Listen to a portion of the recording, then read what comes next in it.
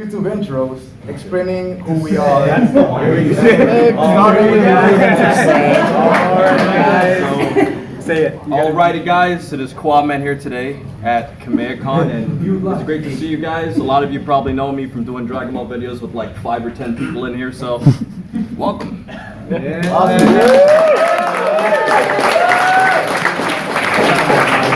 Alright, yo dudes and dudettes, your friendly neighborhood JaxBlade here, repping KamehaCon, and I'm the one who does all the workouts based on anime. The one who actually makes nerds want to work out. Just do a bunch of fitness videos based on fictional characters and all that stuff, and I just like to work out to look like, I'll make you super, just so. You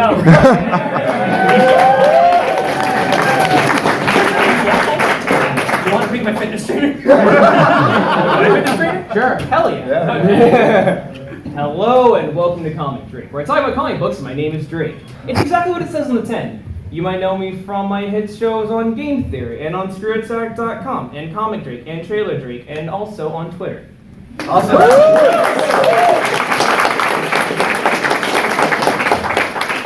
Well, hola mi gente. My name is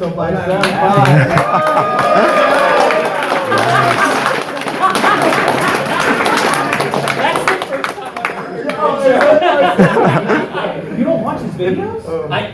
Honest to God, I met him for the first time yesterday. If you guys don't know, hola mi gente means hello my people in Spanish. So you guys are my people.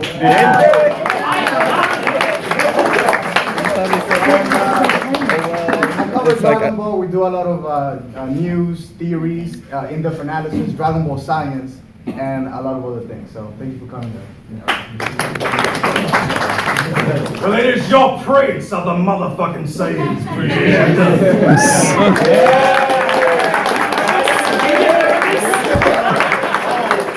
never gets nervous. He only gets nervous when he's getting fighting Kakarot. Then I get nervous.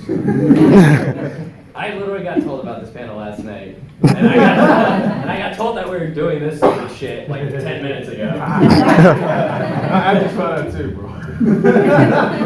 Hey, how's it going, everybody? I'm Alejandro Saab, Kaggy Films, Kagmaster, whatever the heck you want to call me, and I want to die.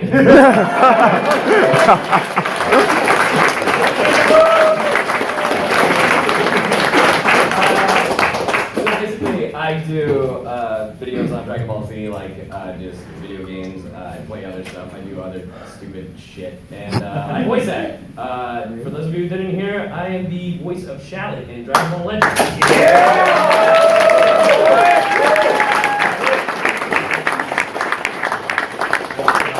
I do other things too, but I doubt you guys care since it's not Dragon Ball. I care. Oh, thank you. One person cares. 1%. 1%. You get hugs, sir. I want to start off. First question is going to be for the whole panel. Can you tell us about your YouTube origins? What inspired you to start a YouTube channel? Honestly, I just want to see two girls kissing. You need to like have an account to log in. I'm sorry. Your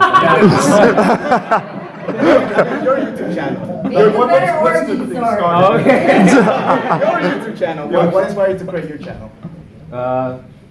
Okay, well, just honestly, besides that, because hormones, kids. So, yeah, it's just one of those things where I don't know. I always had a thing where I would watch like the scenes from anime scenes where they were like training us like. Height, and I was in football, and I was like doing this. I was like, yeah, man, like, okay, I got Rambo, I got Rock, but I want Goku, man. I feel like no one else like sees him doing handstand with one arm. That is raw as hell. Like, how do you balance yourself? No, I already worked out this morning. I really did.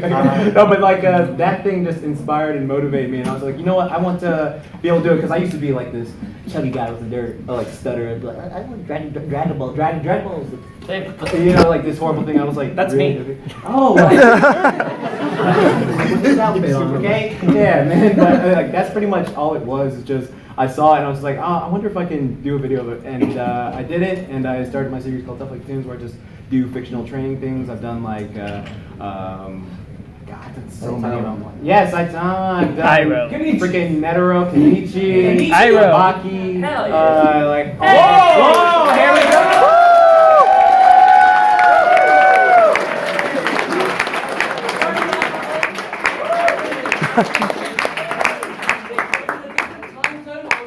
Dragon Ball time. I think we need Goku time.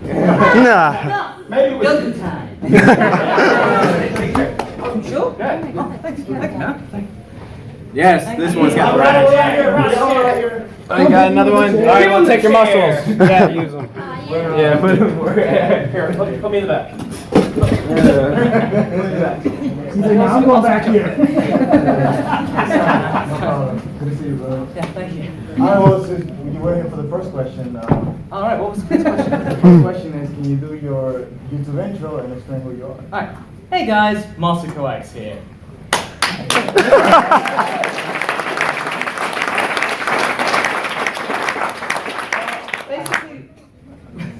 Basically what I do is like kind of a combination of many different things. There's discussions, there's super reviews and what ifs, as well as hopefully coming up with a new pilot kind of fan series of Dragon Ball in the next couple of weeks.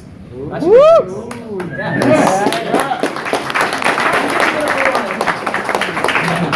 we're going around talking about our YouTube origins, what inspired us to create our YouTube channel. So, let's go with you. So my story is actually quite simple. So I was pretty much like 17, 18 years old, had a lot of free time just graduating from high school, and I always said to myself, you know what, why don't I give this YouTube thing a try? And JaxBlade was actually one of the earliest subscribers I had, like going back to 2013. And you know, ever since I was a child, I used to like look up a lot of Dragon Ball forums, you know, see the show on Toonami, VHS tapes, and I always wanted to talk about it because, you know, I feel like there was something missing with a lot of our childhood where we have a lot of thoughts that circulate in our heads, and which is why Jax and I actually made a podcast where we can talk about these things because we never felt like we can get them out. And I created a YouTube channel to, you know, communicate with other people, and it's worked out quite well. Awesome.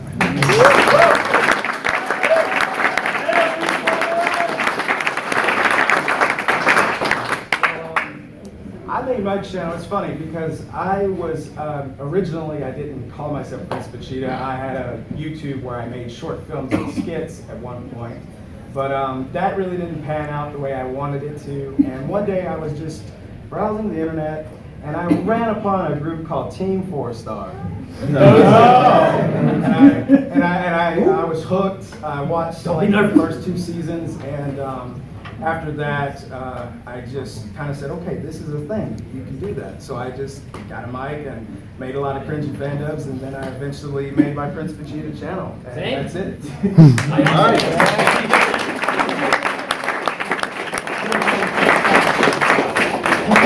Yeah, he should make a Charlotte channel. No. Oh god. For me, very similarly actually. I started with back in the day. The reason why my name is Kaggy Films is because I used to make machinima. For any of you who don't know what a machinima is, a machinima is basically a film using the in-game engine of a video game, and I would use Halo a lot. So I was like, yeah, I'll make stupid middle school shorts because I've been doing YouTube for 8 years, and that's weird.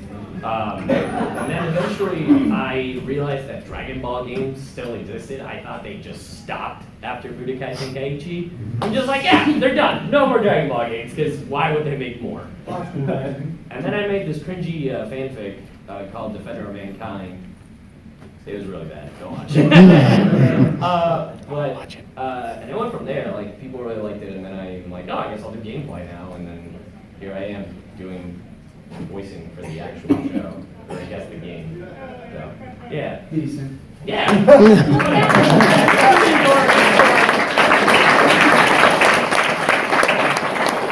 Oh, hey, you. Hi. Which channel am I giving an origin for? I lost track of the ones I'm on. Your favorite. Well, okay, so I started YouTubing back in 2006 when I was in high school, just making crappy little Let's Plays under the handle that I've had since I was in the 2nd grade, Super Sane 101. Because of Super Sanity, but also fun for Dragon Ball. Yeah. But I started doing my trailer break stuff pretty much right after, while I was still working at Screw Attack, and then whenever I started really gaming with super oversaturated, I was like, you know what? Every comic book channel on YouTube basically just reads Wikipedia and doesn't seem to really know what they're talking about. So how about I go obnoxiously deep into every character and start having a bunch of really dumb theories I can explain with comic book logic, And when there's only like 20 people total making comic book videos, it's really easy to find a foothold in that niche. Right. And I've been doing that ever since. My parents aren't proud of me.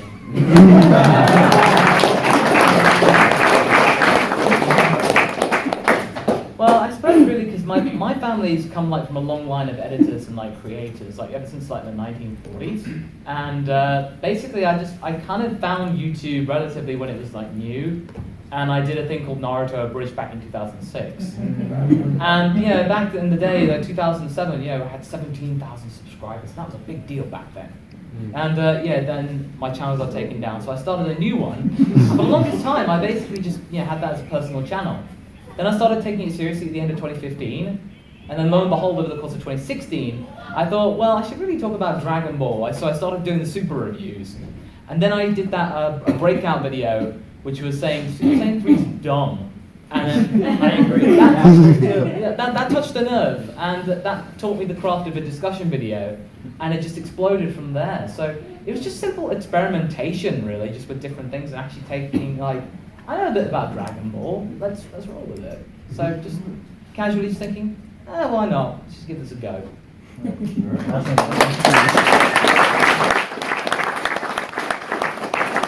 Now, one of the questions, I'll put 2 questions out there, and you can pick which one you want to answer. You didn't answer the question. Yeah. Oh, yeah. All right, so the way I started is, I don't know if anybody's familiar with Chibi Reviews on YouTube. You're familiar with him. He's an anime reviewer. I was following him since he was like 200 subscribers, and I was seeing his growth and him building a community. And ever since I was little, I've been kind of building my own communities. Like in high school, I started my own dance team. And in college, I started my own dance team, which led to me being on So You Think You Can Dance and doing dancing professionally. But I always like building communities, so I decided, you know what? Let me build a community on YouTube. Let me put my thoughts into it. And I started doing live reactions. That's why my channel is called Anime Live Reactions, even though I don't really do that anymore. And oh my God, it's so embarrassing. Don't go back and watch this whole video. I know you will after this. But then as I was growing, I wasn't really happy with the content, so I decided, you know what? Let me change the content. Let me put more work into this to focus more on like theories and analyzing and research. And that really helped the channel blow up because the quality of the content just improved. So that's my origin story.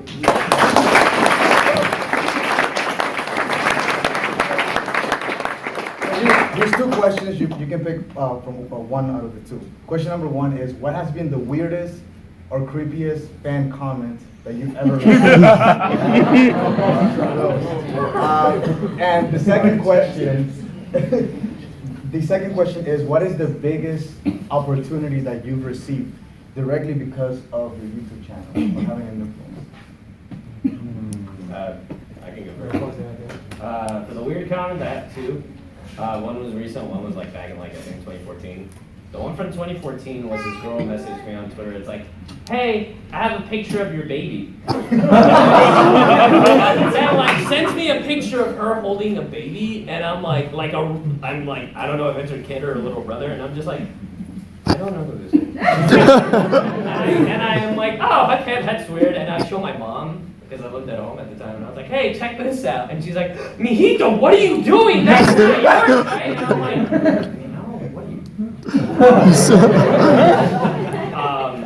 and then the one that was more recent was a fan. He messaged me. He sent me fan art, which wasn't his. He just sent me fan art of Shallot. He was like, "Hey, congratulations on Shallot. I was wondering, how can I wish Yamoshi in the movie? First of all, it's not confirmed if that character in the movie is Yamoshi. Secondly, I just got this job." And then I responded to him. It's like, "Oh, thank you, but I don't know how to do that." And then he's like, "Okay, cool. Well, I have this theory. I think that Shallot might actually be Yamoshi." And I was like, "Well, if that's the case, wouldn't I wish Yamoshi?"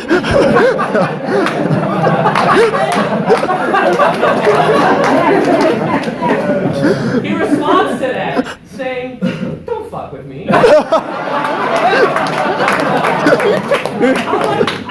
And then I stopped.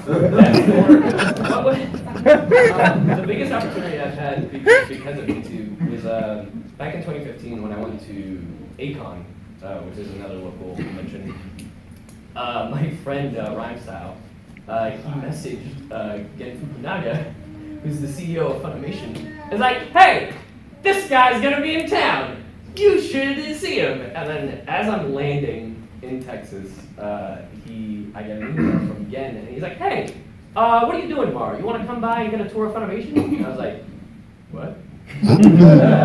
So I go, and basically, this is unheard of apparently, but Gen Fukunaga himself gave me the tour, rather than like at the time Justin Rojas or like anybody else. Like he gave me the tour, and by the end of it, he's like, hey, let's do an interview. And I'm like, what? And he's like, yeah, interview me. About what? Resurrection F, it's coming out. And I was like, I don't have any questions. It's fine, we'll put it on, it'll be fine. And I'm like, okay. So that interview's out on the internet, and I remember all the comments on that video were like, man, he's really awkward interviewing. And I'm like, I literally had 5 minutes to prepare. And I had never done an interview in my life before, but it kind of like just spiraled things in here. What's that? Going on that, since you were talking about Rhyme Style, last year I did an interview with Christopher Sabat at Anime Boston, and I messaged him on Twitter. I don't know if you saw my tweet or not, but Rhyme Style saw my tweet, and he made a quick phone call. I know this guy, do an interview with him. And then right away, Christopher Sabat responded and said, you know, let's do an interview. So, you know, Rhyme Style is an awesome dude.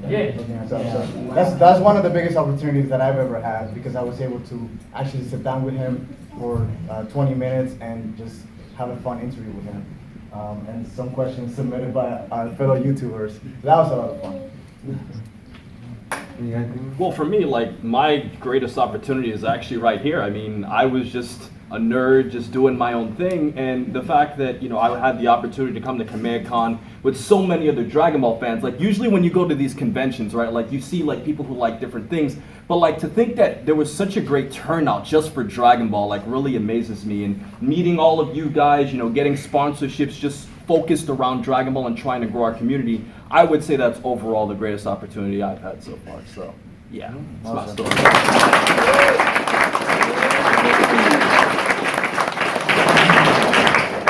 In terms of weird messages I've gotten, I've had so many, it's hard to really pick out what's the weirdest. Especially because I'm Prince Vegeta, so I get all kinds.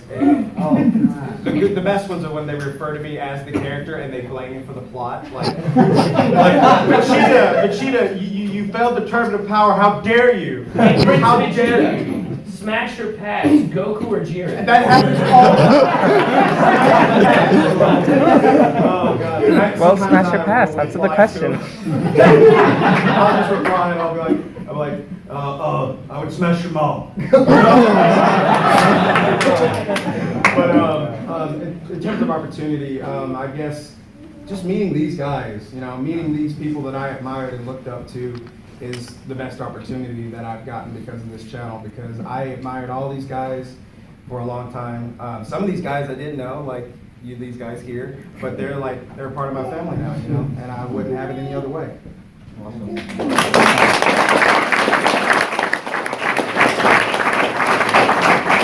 Alright, so the weird thing wasn't a comment, it was actually a situation that happened at a convention I was at. So I'm good friends with a few other YouTubers as well. I'm good friends with Noacking, Saber Spark, and Monty. And so this one time we were all at this convention, I want to say back in 2015. And so all of us go back to our room, we're all just, you know, chilling out, relaxing in the room. I'm taking a nap on the floor, they're like prepping for something they gotta do. And we think our fifth roommate is coming into the door, and we hear a knock knock, and he's like, who dares enter, who dares enter? And then this kid walks in, and he's just like, and we're just like, hey, and he's like, hi. And then just like, how'd you get in here? Like, because the hotel door is like that, and like shuts like that, so we're just like, how did you get in here? And just like, what are you guys doing in my room? And we're like, all right, this is our room, like you clearly see it. And then he goes like, is that Noacking's bed? And we're just like, we're just like, what the hell? Get out of here now. And he's like, I would leave, but I don't have a charger for my phone. Can I charge my phone? And we're just like, we're just like, we know what he's trying to do. So we just like give him a charger and go out the hallway. And then like the whole time, he's just sitting there, like chilling in the corner, like cross-legged, just like outside the door. And we're just like, should we call someone? And then I tell Jessie about this, and Jessie's just like, hey man, I don't know, dude, what the heck, dude? And she's like, and he just like stayed there. And then like when we walked to the con, he was just like, hi. And we were just like so paranoid he was gonna come in at night and like, we didn't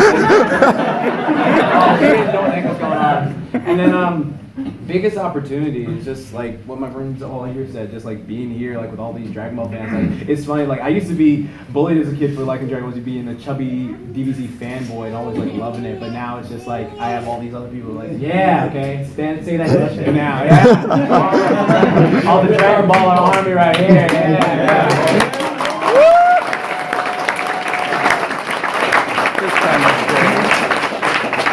I would probably have to say that this was probably a weird experience. I went to a small little convention. It's like up in the north of England, so it was relatively small, about maybe it's like 700 people. And there were these two. I was just walking around. There was these two people. They're dressed in those like. Have you ever heard of those anime terror masks, which were those huge anime heads? Oh, yeah. So basically, there's these two guys. They're wearing body stockings, and I wasn't too sure whether they were guys or girls or anything like that. I wasn't too sure because they were wearing body stockings and the mask. You can't tell. So the two of them just walked up to me, and then they tried this whole conversation. They never said a word. They just went like, and then they had their camera. They just went, and I just went like, yeah, sure. And then literally they motioned around, took the picture. There we go, click, click, and then eventually they just went like, they went, bye. I just stood there for a couple of minutes going, what just happened? Because there were no words whatsoever. The word got around, and the next year, I think one of them came up to me. They weren't in their costume. They were saying, "Oh, we're so sorry if we thought that," because they obviously heard that I told the story. I didn't say any names or anything, but they would say, "Oh, we're so sorry. Here, have this box of muffins." Thank you. And then ever since, every single one of people, part of their community, always comes up trying to take a picture. It's like they felt like, oh, we angered him. We must appease him. We must give him gifts of muffins. Now, I'm not gonna lie. You guys know what to do next year.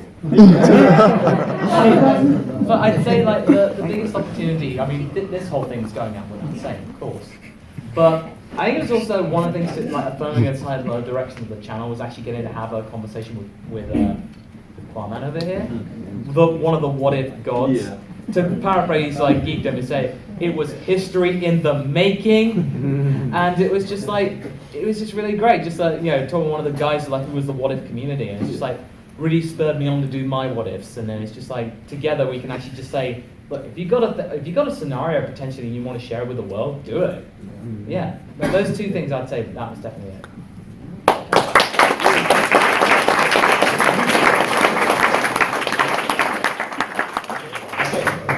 Well, okay, so I'm gonna have to be real cheesy and just say like the greatest opportunity with like my job and everything, like having been with Screwtech, Game Theory, everything, just being able to do my dream job for a living and being able to make my living entertaining people and then traveling around the country, meeting fans, and that's nice because growing up I was just a weedy kid with no friends, and now I'm just a grown man with no friends. But the weird, I got a weird story. It's not so much a weird comment. Back when I was doing gaming stuff full time, I got an email from this weird, like a small indie company who made games, and they're like, "Hey, did you submit a request to review our game?" No. So it's like, well, there's this guy pretending to be you. That is doing it. It's like, let me see the email. Yeah, that's not me. Let me have his email. Okay. Detective mode. So I take his handle, I run it through Google, find his Twitter, find his name, go through Facebook, found not his profile, his mother's profile. Went through the white pages. His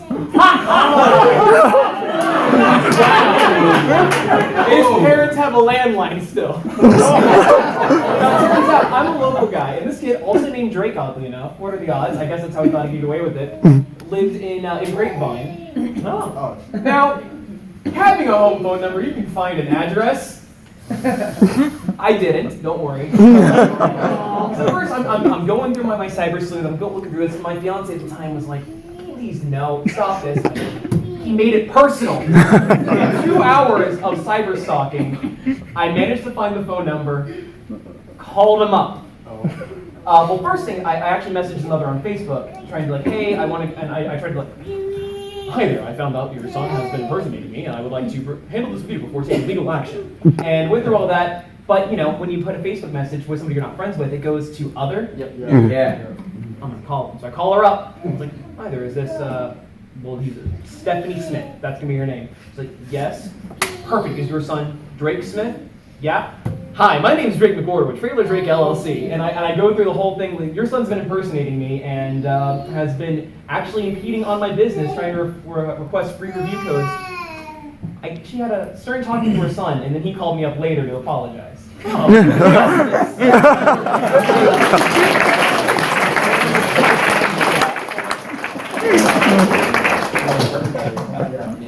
now we want to open it up to Q&As to you girls and guys. So if you have any questions, it could be about the algorithm, it could be about YouTube, about anything, feel free to ask. So, yes. I have a question for Qaaman. Oh.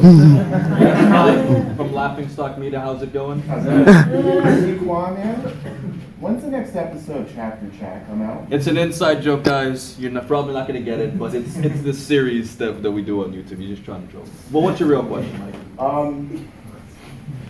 If you were to make, say, a video you haven't touched upon yet, of a different topic or a different kind of video, what would be like at the top of your list?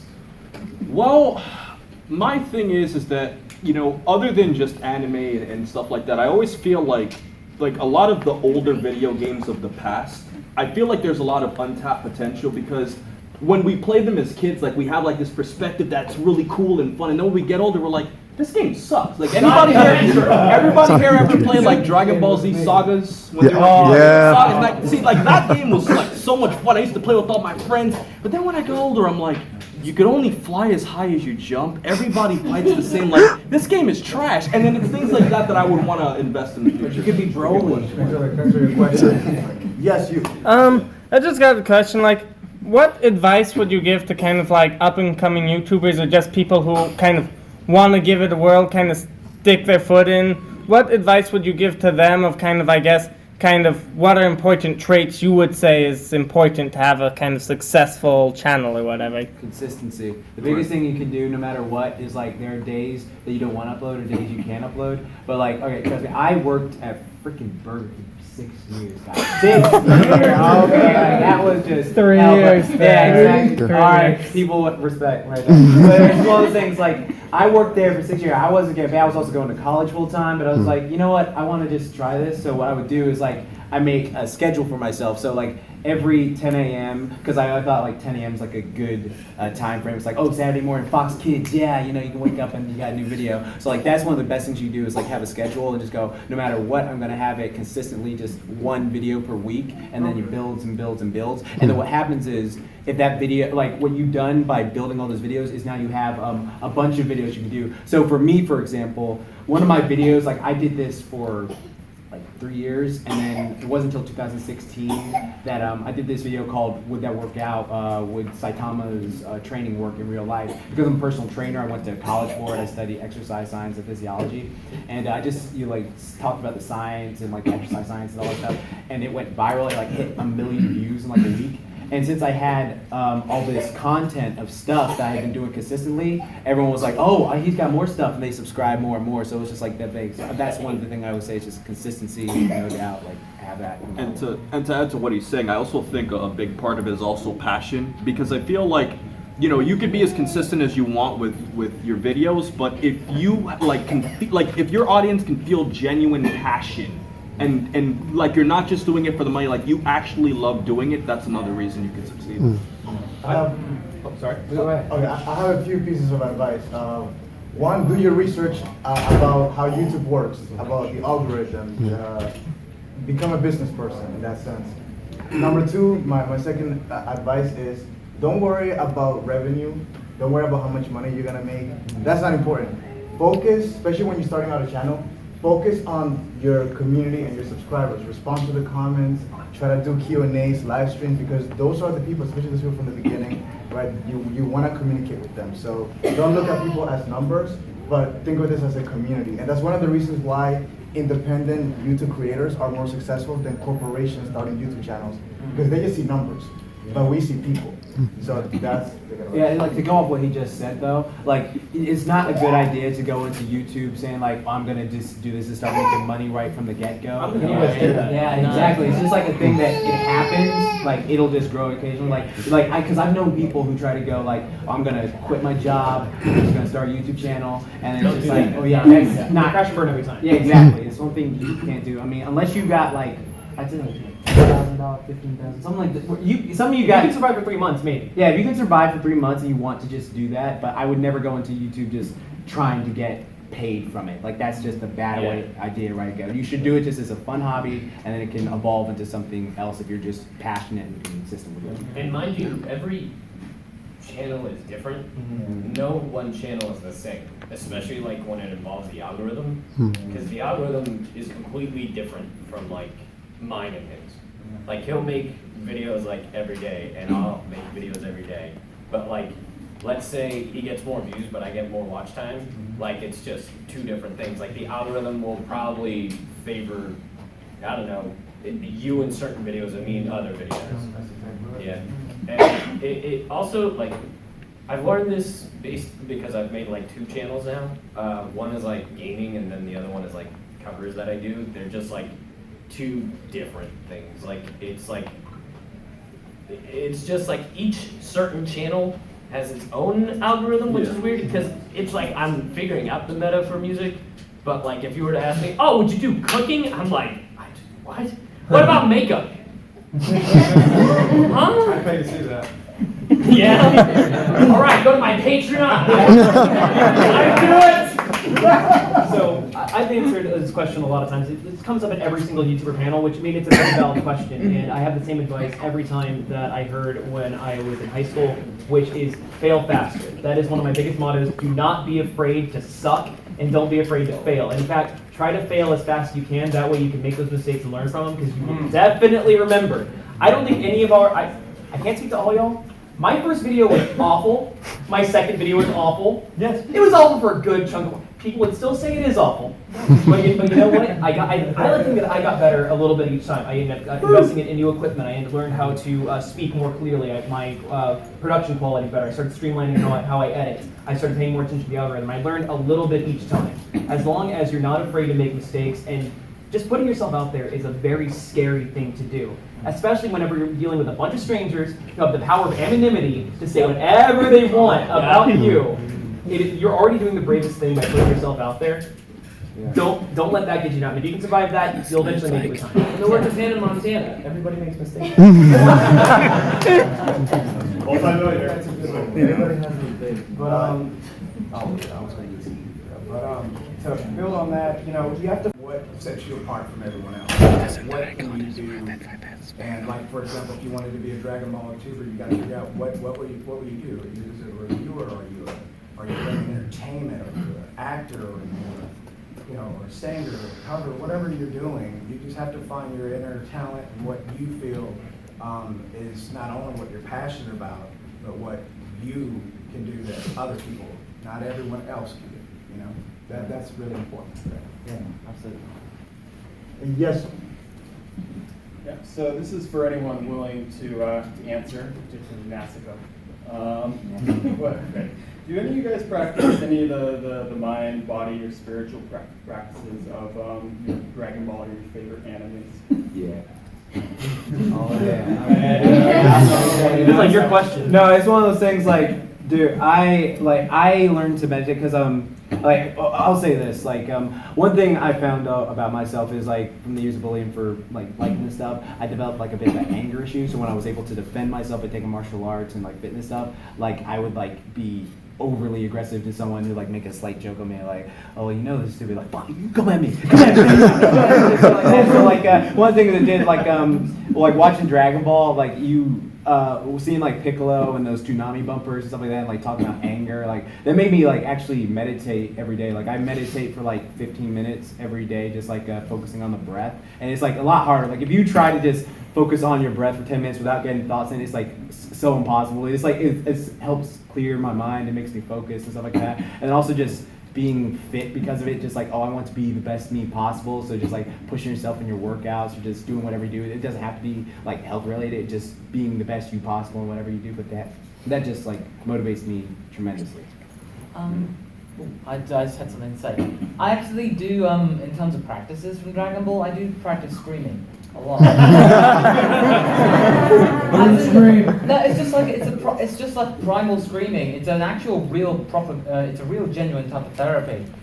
As in, you gotta like just spend some time if you're feeling angry or frustrated. It's just it's a good way to just release. Yeah. That's like how. No, don't do it. Don't do your voice. No. It's just there's a way, and this is something from Nozawa. I think she did this for episode 1, 2, 2. It's almost like a.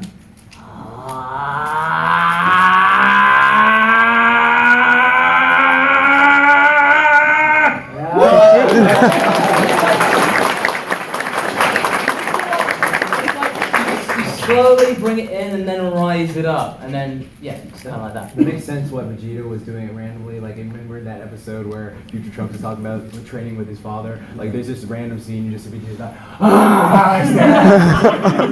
You're not working the throat. In Vegeta's defense, Trunks was being very clingy. Give me a hug. No! Leave me alone! We actually had a thing for TFS in the time chamber, basically. Like Trunks said, I think my father was having some problems. He wasn't quite sure about something, and it's just like, because he's in the background, he'd go, Kakarot, why? And he's just crying because he got beaten. So, I don't necessarily practice like anything from Dragon Ball, but I think that I do practice the core thesis of Dragon Ball, which is always about trying to overcome your limits and get better. Because I think that's one of the reasons why the show, the manga, everything has really resonated so well, is that it's always about being your best self and always pushing forward, whether it be long, pretty hair, just being the best you and pushing forward and breaking past yourself, blood, sweat, and tears. I try to do that. I don't always make it work. Well, I like you. Thank you. She had a question for a long time. For me, in terms of practices, I don't really have anything I practice other than just getting mad. It's just like one thing I have is a picture of Goku on my wall, and he's just smiling, and I look at it every day, and it's like, what are you looking at?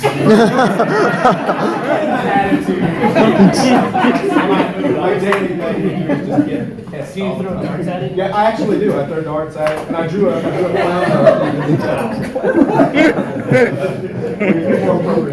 This is canon for Vegeta's bedroom. Yes, ma'am. First of all, I think it's so awesome we have such a diverse group here. These Latinos representing them. Yeah! You're the girls though, like guys, come on. I'm not that big. Jordan is a No, unisex my name. actual question is.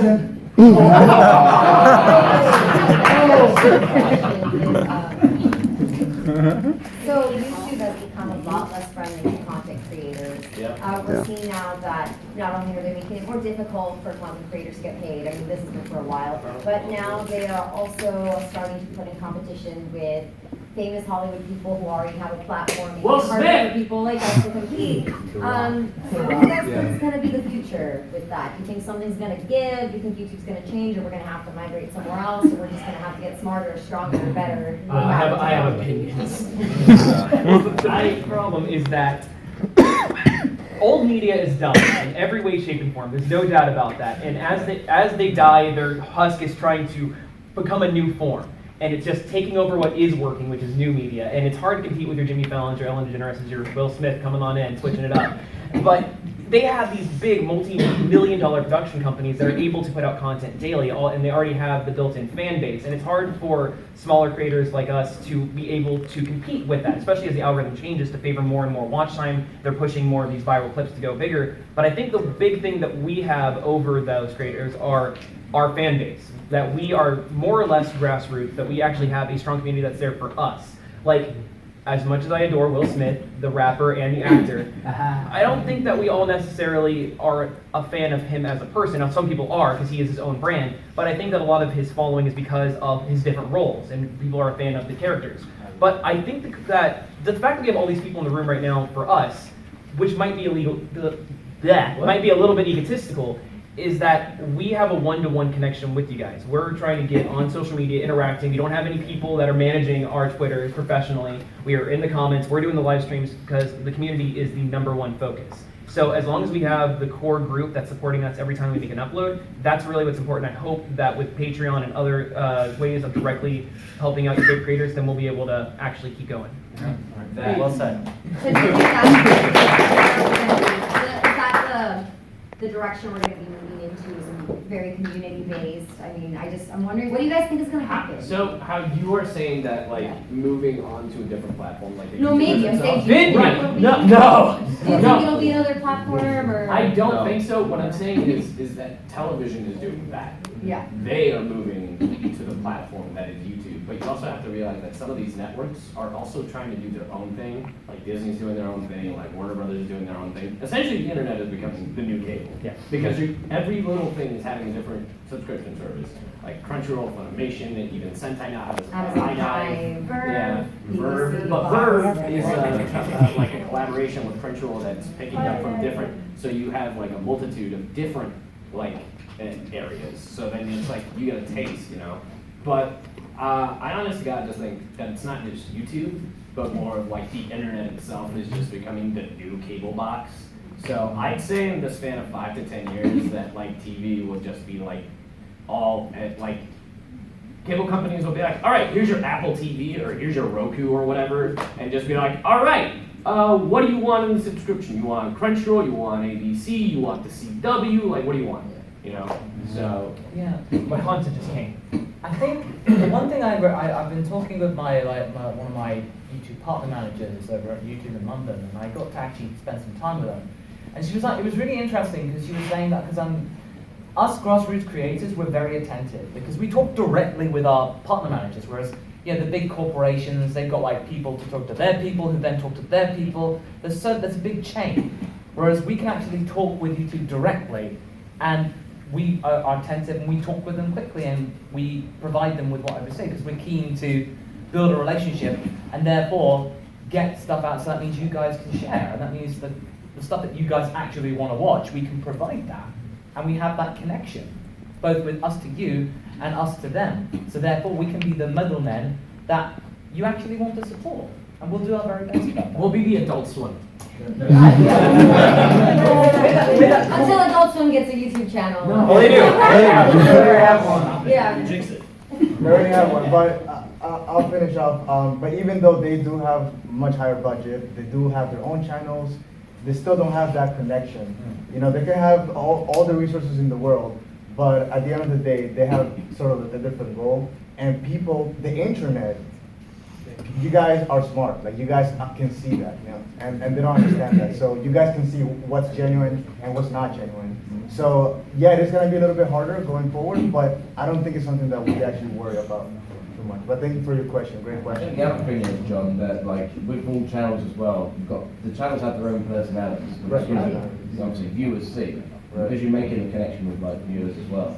They feel like they get to know you a little bit. So that way you can come back. Plus, they can interact with you guys like this, whereas in bigger companies, you have to pay $100 to meet them. Right. Yeah. No, that's the thing. Because whenever we do panels, we've made it our goal and mission to never charge for autographs and never charge for pictures. Oh, right. No shade to the voice actors here. But it's just as in us from ourselves. Right. But obviously, for voice actors, stuff like that, they have things. Yeah, that's totally fair enough. But I'm saying for us, we're just happy to be here and talk to you. So if it means that we can talk to you guys, absolutely. We have all the anyone time. I've ever taken a picture with, I need $10.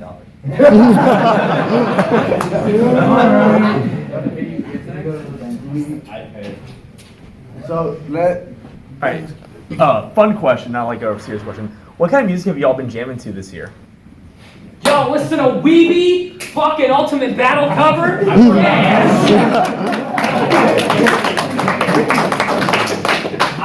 rap weeb trash, and I just. That's fair. Ever hear of a little game called Drop Mix? I've been DJing for the past few days here in my Superman outfit, mixing and matching tracks. This has been fun. It is a card game, app game, DJ rap battle. It is addicting. It's a half off on Amazon right now. Go to amazon.com/ComicDrake.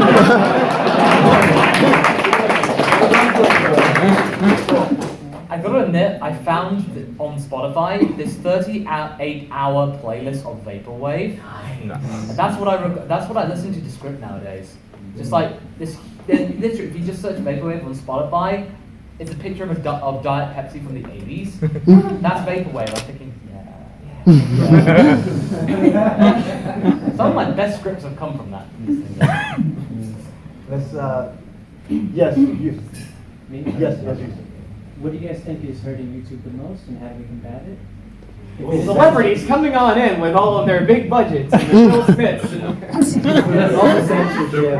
I would say, no, I would go on and say like censorship. Like nowadays, you have to be really careful. Like before, you could upload like a whole bunch of just like, oh yeah, I could be as foul as a sailor and stuff like that. Just a comment. Yeah, I'm not gonna say it. That's not advertiser friendly. No, it's not advertiser friendly. Like what's that? Like there's this thing before. Demonetization. Yeah, demonetization. Like there was this thing. Like I remember I did this whole series for my YouTube channel called Month of Halloween, where I bought like all these horror characters and stuff like that. But because it was, not advertiser friendly, they just like took all the monetization away. Also, like if you like swear a bit more, like you can't just like be like South Park anymore. That's us. Yeah, you gotta be careful with it. So you could like say like something like fuck, and I didn't say the word. I said fuck, F-U-P. All right, so what the fuck are you doing? This is my fucking spot. See, it's not like that's not a curse word or anything like that. So Didn't you say they were still advertising like Halloween movies on there? yeah, exactly. It makes no sense because they like advertise like, oh, the Bye Bye Band's coming to theater. And it's just like, what the heck is this? It's like ridiculous. But it's not fully YouTube's fault.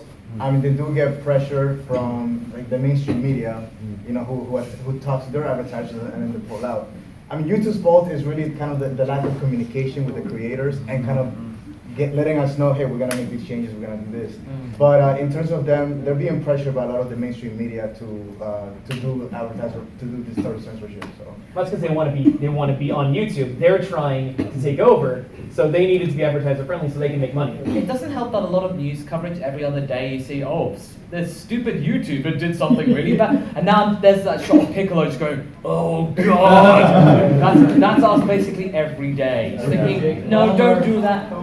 No, Just in general, just every day. Like there's somebody like in a regular press thing like, what have the YouTubers been doing today? That's been doing really stupid.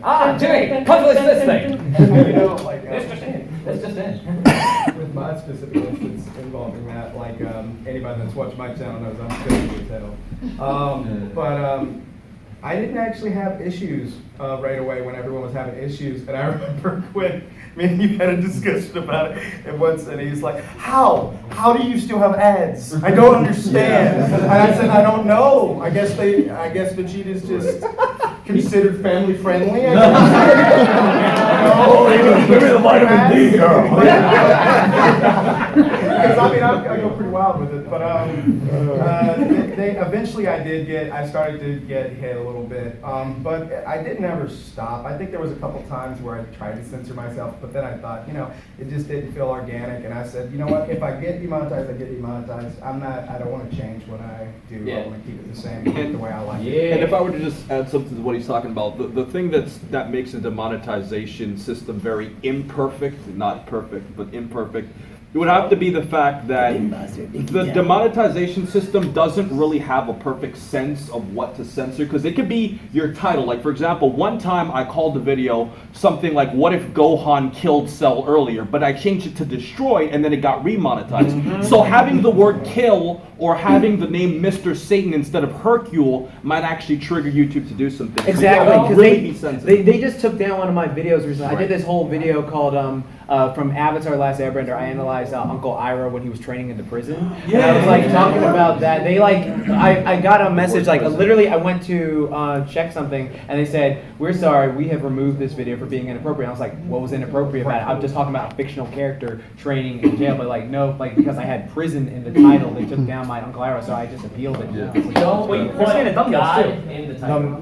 Like God of Destruction, I can't put no religion. So I made a video for pure clickbait, which was Marvel Comics hookups, because man, they get together a lot in that universe. So there's a nice scene in the Guardians of the Galaxy series where Tony Stark and Gamora are laying in bed post-coitus, and everybody's clothed, nothing about it. I just had Gamora in her underwear, bra, underpants, totally PG, fine. It went for about 7 months, and then it got hit. So then I just replaced it with Jane Foster, Thor, and Sam Wilson got America Kissing, and it's fine now. Just the thumbnail. The content's fine. You said Tony Stark. Yeah. Okay. He was in the Guardians for about a couple years. Okay. Cool. Yeah. Tony Stark brings everyone along. Yeah. But see, She-Hulk bangs more. You can, why not? Yeah. You've had your hand up for a while. Go ahead, bro. You right? The 1 point. Yes, you. What type of stuff you use for your videos? Like what type of equipment? Oh, so I'm using. That's off. I didn't know it looks like it's off. Yeah, So. that's fine. So I'm using a Sony A7 III with a Sigma 18 to 35 millimeter f1.8. That's a 4K camera, but you don't need that. Like you don't even need. You just need an iPhone. Like, legit. No, the iPhone takes really good video. Yeah, it really does. Especially lighting makes anything look good. Yeah, You can make incredible videos just with like good lighting. Like if you just sit in front of like a window using the daylight lighting and then just put it there, like you can make really high quality videos by doing that. But just know that when the daylight changes and if you're cutting a lot, it can affect how you look and it'll be very obvious. Yeah. My biggest advice coming iPhone, from. or just use a regular camera app? I'm sorry, what was Use it? an iPhone? Yeah, just use a regular iPhone camera. It works just perfectly. That's fine. Yeah. Yeah. But my biggest advice though for you guys is, because I come from videography, I studied film, and I studied multiple things in college, but the audio is more important than video. Oh, yeah, That's- sure. Yes. You can have really crappy video, but if your audio is excellent, people will still watch. Yeah, I made the jump to having a clip mic, a Sennheiser ME2, That's a great and mic. that is it makes the difference. I had some teething troubles at first, but managed to get a handle on it. So I paired that with a GH5, and then But I had for the longest time I just had like an entry level DSLR camera, just a used one, and that got me through the first basically for the longest time until recently, last couple of months. I still use a webcam. I still use the Logitech 9020. Well, I have a unique piece of equipment that every time I show one of my creator friends, they instantly buy it. It's a little bit more expensive, about $220, but it is the Chaotica eyeball. It is just a big ball of foam that makes anywhere you go into more or less a VO booth. So I put that on my Audio-Technica A2020, but I was using other mics beforehand. It's just this nice ball, put it on there, crystal clear. It makes pretty much any place that you're recording sound much more forgiving. Yeah. A Chaotica? Chaotica eyeball, K-A-O. You at the back. This is more of just a fun Dragon Ball fan kind of question. My favorite key attack in the series is the one Vegeta used to kill Jace. I want to know what y'all's favorite key attack is in this entire series. Is that Dirty Fireworks? No, Dirty it was Fireworks. named in the animated name. Yeah, it was named in the game. It was Milky Cannon. I remember that. You know, in one of the games they call it Genocide Breaker, but that's not. I don't think that's what it's called. I really like freaking. Even though they changed the name to it, I really like the name Soul Punisher. What Oh, Gohan yeah. does, makes that sparkly, and then he just like punches it and he just dissolved. Like that was just like the raw. I was like, oh my god, that is so cool. I think I have to admit just the conviction of it. Vegeta's Spirit Sword. Oh yeah. Yes, that is my favorite attack. Just the whole fact of the idea. Like, because you had the Salzers thing, but I mean, the whole key sword thing with the hand is done, but the Spirit Sword is just that's like 50 feet. It's like your gang's retractable. I like, what is it, Zamasu's Holy Wrath. Yeah. I like his, the scythe is really cool, but I'm talking about, that little, the explosion that just becomes a giant fucking sphere. Yeah. It's better than throwing blocks. Well, in my case, I know it's a little bit because changing, but my favorite attack's always been Final Flash. Always been my favorite game attack. You know what's super underrated? What's that? Solar Flare. Yeah. Right? The only Yo, reason I use I had a Solar Flare argument because forgetting it with that. exists. For me, I would probably have to say Destructo Disc. Yeah. I always felt like that move was like so like out there, That was- where like a weaker character could like really threaten a stronger one, like Krillin and such. I mean, literally, all you need to do is solar flare. Solar flare. Until they added regeneration. Yeah. Anybody have any additional questions? Favorite video you've ever made? The what? And one video, your favorite video. My most recent favorite one is an April Fool's joke. It was so fucking stupid. It was called Let's Read, and I just picked bought green eggs and ham from Barnes and Noble. And I made it the most Bob Ross looking thing, like it was a thumbnail. And I'm like, hello there. Today we're gonna be reading, and then I'm just like narrating the whole thing, and it's like, what a cheeky bastard. Like, that was the stupidest thing I've done in this. That sounds Yeah, I got one. fantastic. So there's this video that took me years to make actually. 3 years. Yeah, 3 years to make, because like what had happened was I had gotten to this accident where I broke my like left shoulder, so I couldn't work out for a long time, and I like let myself go, and I was really depressed about it. So I wanted to motivate myself, and it's called What If You're Fat? I'll talk to your fit self. So what I did was I filmed myself like out of shape, like all pudgy and stuff like that, talking into a mirror of I'm gonna be fit one day, so I'm talking to the mirror, and so I wrote this like little script out, like are you JaxBlade, or are you Jordan, or are you something like that? Like, I mean, you're really fit, man. I'm just wondering. So I was talking to him, and so like 3 years later, I actually am in shape now. I got like abs and stuff like that, and so I made the video of me talking to my past fat self. So it was like me talking to my fit and fast, and so it was just like, and it was just like, it was one of those things. I wish it got more views, but it was like, what if you're fat? So I'll talk to your fit self, and it was just like a fun thing to do, and I was just like, I can't believe I actually pulled that off, and it was just perfect. It was like so much fun, and I had a little training montage of the One Punch Man like theme, and then like it just, yeah, it was fun. It was one of my favorite. Did your vision for that video change at all as you because it was over 3 years? Did you like have any like new ideas for it? Well, yeah, one of the things I really wanted to do was like, this was a bit more advanced, was like showing me walking and then gradually getting more in shape, yeah. but I couldn't do that at the time because I didn't have the editing skill. So like all I did was I just and one of the things I felt bad about, but I actually used to my advantage, was I filmed it like vertical. Like, all right, here's a piece of advice: never film vertical videos. Unless you're a world star. Yeah, exactly. Unless you're a world star. So, like, you always film your videos like this. So I filmed it like this. And so what I did was I took it and I blurred the background to make it look like, oh, it's mirror vision. So it's just like, oh, I'm looking in the mirror at my like fat self. But it was so much fun to just go like, yeah, I'm having a conversation with my like out of shape self and my fit self. Did you ever, at one point, as you were getting fit, and then you look back, it's like, all right, let me look at the clip again, and it's like, shit, I fucked up. There was this really outdated like joke that I thought would still be relevant, and I was just like, oh my god, this hasn't been relevant for like 3 years. So it's just like that whole thing. I was just like, I guess I got to do it just to go along with it. Yeah, just like all right, I'm gonna eat like a. Guys, we're gonna do 2 more questions, and let's see.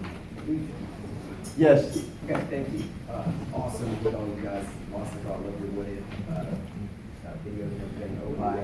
Qaaman, it's so cool to see you guys in person. While you're all here, I have a question for all of you. My view on where Dragon Ball is going in the future right now, and what you guys think. I think they're kind of doing this movie in this new animation style to see how it goes. Yes, please. If it goes well, I think the new series or Super continuing down the road will have that same animation style that the movie did, as long as it does well. That's what I think. I don't know what you guys think. I would say that is definitely a viable thing, because I think that's what they did with Battle of Gods. They tested that to see whether a modern Dragon Ball take would actually work, and it did. So I think if this animation thing goes down really well, and according to AJ, they've been starting to animate it the last 2 months, so they've got they got their handle on this, and I'm glad actually they stopped Super, because can you imagine it? And I talked about this. If they continued Super and they were making this movie, the movie would be all right, but then the series would be terrible, and then basically we'd be alienated from it, and then we wouldn't care about the movie. Right. So now we're gonna get this movie. It's gonna be fantastic. Yeah. And then I wouldn't imagine maybe in January or February they'll announce, hey, brand new Dragon Ball series coming in July. So having proper 5 to 6 months to get things ready, not like 2 months. Exactly. It'll be called Dragon Ball Ultra. Yeah, I'm guessing. Yep, I'm totally kidding. Please do not call Oh, no, it'd be Dragon Ball Super Shippuden. I thought it was going to be called Dragon Ball Super Z or GT. What if it's Dragon Ball Tamers? Like they No, Dragon Ball Supers. A dragon. I think one ball.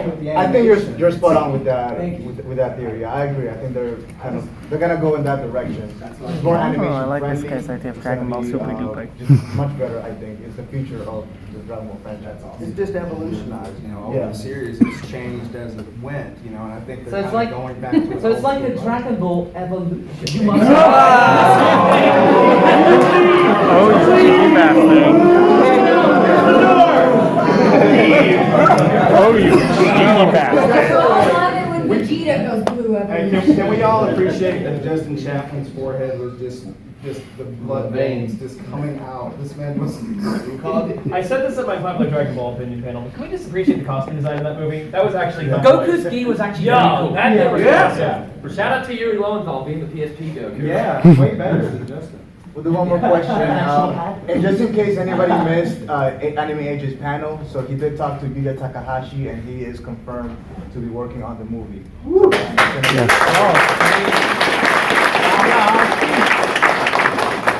So, we're gonna do one more question. I apologize. I wish we could do more, but yes. Well, it's my first question ever. And well, this is our first convention. Oh, okay. Sorry. This is my first convention like ever.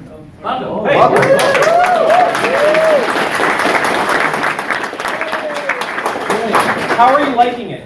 It's fun. Cool. Welcome to the family. We live here in Texas, so like welcome to Texas, everybody. We have a lot of cons. Sorry, it's really hot. Yeah. Oh, we're from there too. Hey, kid. It's not as human. Okay, sorry. My question. We're actually in film school also, so I heard what you said you came from film school. We're in it right now. So we graduated high school a few years ago. We're back in school again. So we're trying to implement like just doing film with YouTube. So I want to have fun with it, but be creative at the same time. We're very not professional, but like bringing something to the table that I don't think anyone's ever seen before. Do you guys have any kind of advice like in like videography, but just also personality in general? What are you trying to do? Sort of like short films, or what are you? That we're kind of like taste of everything. So like that's my favorite part about it. Because we're young, we'll be 22 in June, so we're trying to like while we're young, we're gonna do like as much as we can. I don't think we can give you advice on your personality. Yeah. Because it's your personality. Yeah. It seems great so far. Yeah. You're on the right path though. You're on the right path though because Yeah. you're saying you're doing everything. When you do that, something's gonna click. Yeah. And it's like a subconscious feeling. Like with me when I started doing voices, it was like something's there. With my voice started playing around. And my dad used to always walk on me talking to myself in different voices. What the hell are you doing? I'm talking to myself. I guess like to kind of refine it, how would you like how should we like, or anybody like push yourself to really start do something? Become a workaholic. Yeah, it gets to that point where you're like you think you're done with a week making videos, like, oh, I've got a script for next week. Yeah. Well, here's the thing. So I work about 80 hours a week just on my content, and just that. And even though it stresses me out to no end, I enjoy it. And honestly, make the content you have the most fun creating, because granted, if work was always fun, it wouldn't be called work. But make something that you think that you'll be able to enjoy 3 years from now. Because you can and will get burnt out, and it's going to suck, and you're always going to have peaks and valleys. But as long as that you're there and you have the passion, you're enjoying what you're creating, that's the most important thing. And if you're genuine enthusiasm, people will notice it and they'll follow. I'll give you an example. So I do different types of videos on the channel. Some take more editing than others. I could do a video about news. It would take me a few minutes to make, maybe 30 minutes. It can get a lot of views. But the ones that I like to do the most are the Dragon Ball Science series that we have on the channel, where thank you. They don't get as many views because not everybody's into science, but and those take multiple days of researching, double checking, reading scientific papers, the editing, that sort of stuff. But those are the ones I have fun doing the most. I'm actually doing one about the science behind Master Roshi's immortality and old age, using the manga, the anime, and the science to explain. But those don't get as many views. I might not make as much from that video, but that makes me happy. I enjoy making that video. So I'm making it for me. And hopefully you guys will enjoy it. Where's the science behind Master Roshi's life? My mommy and a daddy love each other very much. Yeah, but he doesn't have a mommy or a daddy. Well, they do this thing. Yes, sister. But guys, I'm sure all of us we want to thank you for really coming and for being on the YouTube endings, like how you end your videos. Kill. That's how you should end your videos. That's the way you end your videos. Yeah. Alright, so please remember to rate, comment, and subscribe. And remember, as I always say, to have a great day, guys. All right. Keep calm and booyah on, and don't forget, Momentai. Have a great day. Mine's really simple. Thank you guys for watching, and I will see you guys later tonight. So what do you guys think? Yeah, so leave a comment below and let's get this discussion going. Anyway, I hope you enjoyed this panel. Until the next one, be sure to like and subscribe. Catch you later.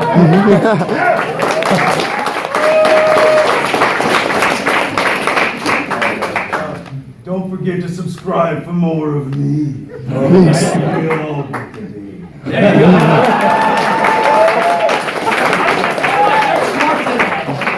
There is more to that. Man, I don't remember. Thank you all for watching. Hope you have enjoyed. Make sure to like, comment, subscribe, ring that bell, and I'll catch you all next time. So no joke, my ending is completely tailored to try to get people on a binge watching session. So but if you like this video, then why not consider subscribing or even watching another one? In fact, I referenced this earlier in the video, but I made a video about this about 3 weeks ago. So if you like this, go ahead and watch that. But anyway, I hope you learned at least a little something new, and maybe I'll see you next time.